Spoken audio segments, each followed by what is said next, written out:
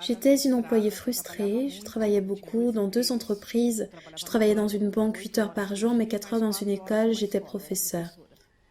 Et j'avais 2 enfants, j'avais des problèmes dans mon mariage, mon mari avait des problèmes dans son entreprise, avec beaucoup de dettes. Et je suis restée 5 ans dans ces 2 entreprises. En plus de cela, je faisais des heures supplémentaires les samedis et dimanches, où je travaillais dans une banque du côté informatique.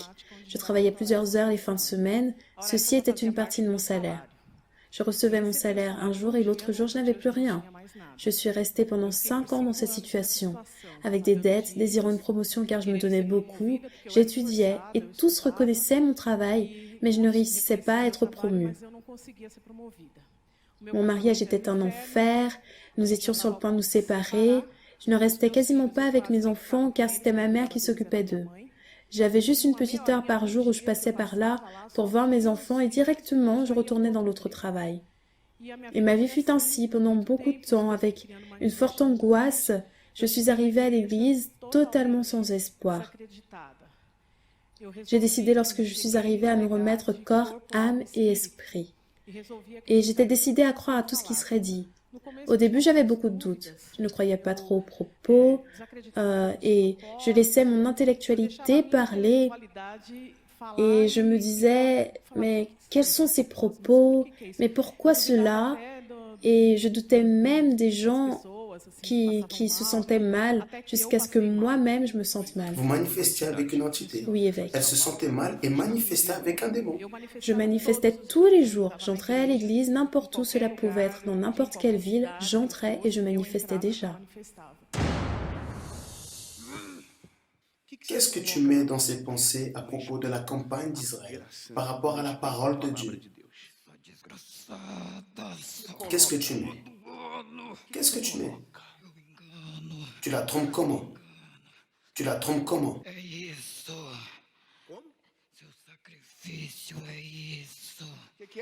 Qu'est-ce qu'elle a fait pendant la campagne d'Israël? Já colocou o lucro da loja, já vendeu joias, muito dinheiro essa maldita deu pro ciúme de branco aí, ó. Mas não saiu, porque a vida dela é minha. Elle a tout donné financièrement, mais qu'est-ce qu'elle n'a pas donné? A vida, Vous voyez? Qu'est-ce qu'elle n'a pas donné? a vida dela. Je suis restée 6 mois dans cette situation à cause de tant de doutes. Et là, je me suis dit, la campagne d'Israël arrive. Je me suis dit, c'est tout ou rien. Je n'avais rien. J'avais une voiture et j'ai été la vendre pour environ 2000 euros. Et c'est tout ce que j'avais. J'ai mis tout cela dans l'enveloppe. Et le jour où j'ai remis cette enveloppe, ce fut la dernière fois que je me suis sentie mal. 2000 euros. 2000 euros.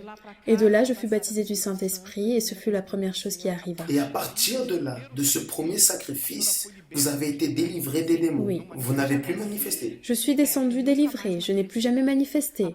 À partir de là, Dieu me donna la direction. Premièrement, j'ai changé de l'intérieur, puis j'ai reçu le Saint-Esprit et Dieu me donna la direction. Et j'ai résolu à faire une entreprise. J'ai fait plusieurs vœux pour mon entreprise, j'ai dû en faire 4 dans cette situation, dans lesquelles je me suis lancée dans les 4 avec toute ma foi. Je donnais tout, j'ai donné mon salaire, j'ai donné mon 13e mois, mes vacances, mes impôts sur le revenu, j'ai donné des chèques déjeuner, des tickets de transport, j'ai vendu mon alliance, j'ai vendu mon téléphone. À l'époque, j'avais quelque chose et je vendais tout et mettais tout dans l'enveloppe. Et avec cette entreprise avec laquelle je suis restée 4 ans, essayant d'évoluer sans y parvenir, c'est arrivé très vite. J'ai été virée en moins d'1 an et je pense que j'ai tant remercié Dieu. Et Dieu me donne la vision d'ouvrir mon entreprise. J'avais également mon frère qui travaillait dans la banque. Nous n'avions pas besoin de sortir car nous étions déjà dehors. Le temps de comprendre, j'étais déjà partie. Peu après, j'ai ouvert mon entreprise. J'ai ensuite compris que j'avais une entreprise. Et je ne savais rien, je ne connaissais pas, car j'étais pauvre. Mon père n'a jamais eu cette vision et nous vivions dans un très mauvais endroit. Et pour prendre un bain, nous devions marcher 1 kilomètre lorsque j'étais célibataire. Nous n'avions pas d'eau, il manquait de lumière. Notre situation était très mauvaise. De là où je viens, aujourd'hui, je n'arrive pas à croire là où je suis arrivée. Et pour être chef d'entreprise, il me fallait du courage. Et le temps de comprendre, j'étais déjà chef d'entreprise. Et là, c'était tout ou rien. Dieu a ouvert les portes, il m'a enseigné, il m'a donné la sagesse. Aujourd'hui, je suis chef d'entreprise depuis 16 ans. Nous avons une entreprise informatique, une animalerie, une entreprise dans la construction et maintenant je peux vous dire que j'ai tout ce qui est de bon et le meilleur de cette terre. Dieu m'a donné beaucoup plus que ce que je n'espérais.